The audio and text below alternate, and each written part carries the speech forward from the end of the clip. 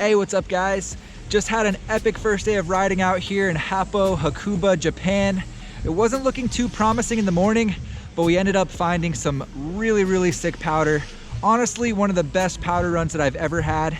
And I just wanted to take a moment and talk about a few pieces of tech that when they come together in a snowboard, really help you stay on top of the powder. First off, I think the number one thing that gives away a board that's gonna float well in powder is gonna be a directional shape. So a board that looks like it has a much longer nose than tail. That can be accomplished in a couple of ways, either with a setback stance. So that means that within the contact points, which is the widest point on the snowboard, the insert pack is actually set back within the side cut. So that's gonna obviously give it a longer nose and a shorter tail. The second way that can happen is by having a mountain twin shape. So that means that the insert pack is still centered within the side cut, which can be good because that means on hard pack, the board is still gonna feel pretty much the same riding in both directions, but outside the contact point, it has a longer nose. So either of those two things are gonna give the board a directional shape. The second biggest thing that really helps a board to float in powder is gonna be a taper. So what that means is that the contact points on the nose of the snowboard are wider than the contact points on the tail.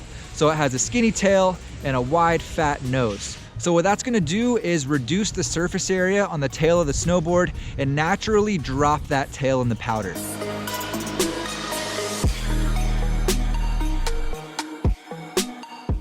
Even if it doesn't have a setback stance, the taper is really gonna help to drop that tail in the powder, and it doesn't have to be huge. The Sushi here behind me has a 30mm taper, I believe, which is a pretty significant taper, has a really wide shovel nose and a very skinny looking tail. But even something as small as a 10mm taper or even a 5mm taper can make a noticeable difference. And the third thing is gonna be the bend or the camber profile of the snowboard. So some snowboards like the Jones Mind Expander or the Storm Chaser that are very powder specific are gonna have a full rocker profile. So full rocker is probably gonna be the most conducive to powder since the board is naturally gonna always wanna poke that nose up out of the snow.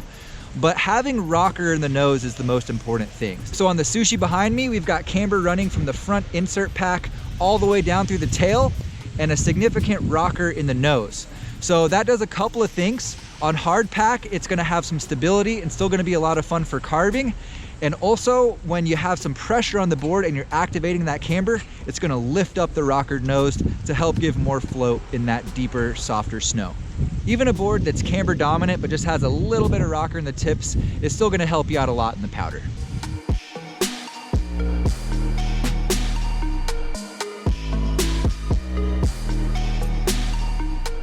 And the last thing for those really powder specific snowboards is gonna be having a swallowtail. So those boards that you see that have that fish style look with that notch cut out in the tail, that's basically what I'm talking about. So kind of the same idea as the taper, reducing that surface area on the tail to help drop it in the powder, but still giving you a little bit more control when you're on hard pack. So those are the main features that are gonna make a noticeable difference for powder snowboards. I hope this video helps you guys out. If you're looking for a powder snowboard, keep your eyes peeled for a full review of the Rossignol Sushi coming out on Snowboard Pro Camp soon. I'll also link to some of my favorite powder boards down in the description below if you're curious. Thanks again for watching, guys. I appreciate you, and I'll see you next time.